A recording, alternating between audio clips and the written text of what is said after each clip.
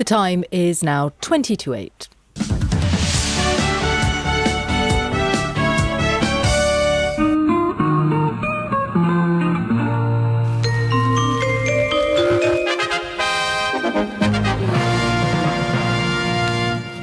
We've just had a hearse yeah. on. I mean, it's never happened before. A guest has corrected our timekeeping. Yes, it is actually 20 past 8, and Michael Gray, sitting across from me in the studio, immediately corrected me. Funny way of handing in your notice. Welcome to you, and we will talk to you in just a moment. The reason you're here is because, and the reason we ran those signature sounds of ITV channels from around the country and over the years is because it is 60 years since the birth of commercial television in the UK. Viewers in London were the first to see something new on Channel 3, something at all on Channel 3 on this day in 1955. Well, the reaction to this new dawn, at least as far as the newspapers was concerned, was rather mixed. The Telegraph thought it was a subdued opening. The Daily Mail, though, praised the fantastic feat of the backroom boys who made the technology work. Our reporter Sancha Berg has been looking back at the reviews. Tonight, 7:15, September 22nd, 1955. We add another sentence to the long history of London. It didn't sound or look like a television revolution. The commercial channel's opening film showed London's highlights before moving on to a live gala at the Guildhall. The Daily Mail approved, saying the first moments wrote their piece of the social history of Britain in a dignified and stirring style. The Times arts critic sounded disappointed. He wrote it was one of those evenings of trial and excitement with everyone on their best behaviour and below their usual form. The Daily Telegraph critic, L. Marsland Gander, thought it very like the BBC at the start. He was waiting impatiently for the real novelty, the ads. It's tingling fresh. It's fresh as ice. The first was about a toothpaste and its delicious tingle. There was a lot of ice and snow and a glimpse of a rushing stream. I thought, then the picture of a girl somewhat needlessly scrubbing at immaculate teeth. Brian Palmer, a young copywriter, wrote the very first commercial. I came to write this particular ad because Gibbs SR was one of our clients, and they had in their press and poster advertising the image of a toothpaste and a toothbrush in a block of ice, which was promoting the idea of freshness, tingling freshness. And you'd never done one before? No, I'd never made a television ad before, and I don't think anybody in the UK had, unless they'd previously worked in the States.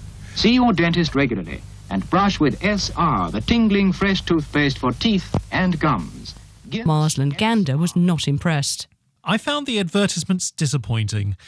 When they came at 8:13, in what was somewhat arbitrarily treated as a natural break in a variety programme, the commercials had a touch of anticlimax about them. 3 announcements followed, one another, so rapidly that though watching intensely, I found they made little impact. I find that at this distance very strange, because today it looks to me like a slide lecture and very, very plodding. But maybe at the time he hadn't seen much television at all anyway. Still, television viewers were in the minority, weren't they, in 1955? One's got to remember that there were very few television sets of even any kind, even the BBC, and those that were adapted to receive independent television were even smaller in numbers. It wasn't just the ads, of course. Viewers for the first time would have a choice. That came as something of a relief to the Daily Mail television critic, Peter Black, whose postbag was often full of complaints about BBC programmes. A high proportion of the viewing audience has never quite realised that they are not compelled to look at everything. They have, in fact, looked at everything and have worked up a sincere sense of grievance when everything has not been to their taste. With the arrival of an alternative programme, TV has moved out of its decade of hysteria and settled down as just another amenity, like Gaslight and Coke. He could hardly have been more wrong. Television didn't settle down. As ITV extended across the country and developed its own distinct character, the two networks began a real fight for audiences. Over to Guildhall. Good luck all. Here we go.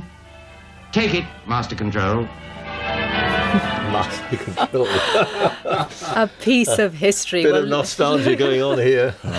Yes, listening to that with us is Lord Grade, former chairman of ITV. His uncle Hugh Grade was a pioneer of independent television because he founded one of the very first franchises, Associated Television. Good morning. Good morning. And you are with us at 8:25. I won't take your word for it. Oh, no, not anymore. So take us back then, 1955. How did that moment come about? There was a bitter battle in Parliament. Many people were opposed to the idea of putting up competition for the BBC. But BBC Television was a small division of BBC Wireless. Wireless was the thing. But the Conservative free marketeers won out in the end in the debate. Lord Reith, the great founder of the BBC, described ITV, I think, as the Antichrist in the debate in the House of Lords. But it happened. And television in this country was turned into commerce. And television was delivered from the hands of the civil servants and the people who'd had a very good war, who inhabited the BBC in those days, and handed over to the people who ran show business in this country. Right. So it had a remit, or there was an expectation from the start that it was going to do something different. It was going to deliver something more popular? I don't think anybody knew. I think the powers that be were hoping that ITV wouldn't be too brash and would do good works. There was still a patrician attitude to broadcasting in the UK at that time. And so the licenses that you operated under required you to do certain things. Even in my time in ITV, we scheduled Glyndebourne relays live on a Sunday night across peak time. I mean, it's hard to believe today. But in return for the monopoly, you delivered public service good works. There was still a patrician air about broadcasting, but we turned it into commerce, really. The monopoly on commercial television, because this was the only place, if you were going to make a television ad to sell your product, this was the only place it was going to be seen. Exactly, had a monopoly of revenue. And in return for that, it was a brilliant piece of public policy making. ITV was turned into a federal, regional, nations and regions system with 16 companies. The BBC was basically the national broadcaster in London. Those positions today have been somewhat reversed. Yeah. It's interesting, when we listened to Sandra Berg's report, looking back at the reviews of that time, it felt as though there was as much attention to the advertisements as there was to the content of what was being seen. Well, it was a phenomenal novelty, and people didn't know what to make of it, really. But I must say the quality of the ads in the early days, and I was 12 years old at the time, were extraordinary. Everybody will remember Murray Mintz and Railbrook Toplin, The Shirt You Can't Iron, and all those amazing, which still linger in the mind today. It took the advertisers quite a while. A lot of the ITV new franchisees, they had to refinance in the first 6 months because the advertisers didn't get it at all, and the audience ratings weren't very. And it suddenly clicked. And things like Sunday Night at the Palladium and so on, just ITV took off.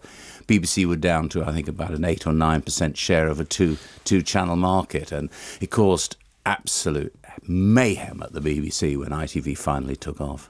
What state would you say it is in now commercially? I mean, the model has changed over years. We've had lots of mergers of the different companies, but is it the sustainable business model? I think it's in very good shape. I think advertisers, and this is, you look at the American model, it's borne out there, which is a much more competitive, even more competitive market.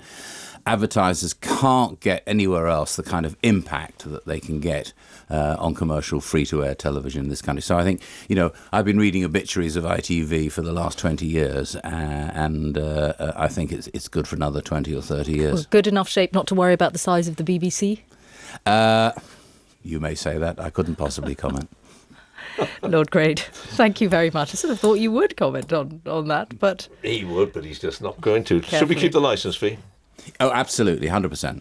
There we go. We got an answer for that. A monopoly. The BBC must have a monopoly of revenue. If you put the BBC into competition for revenue, you don't need the BBC. It's the end of the BBC. It cannot be put into competition for revenue. Thank you, Grade. Michael. Thank you.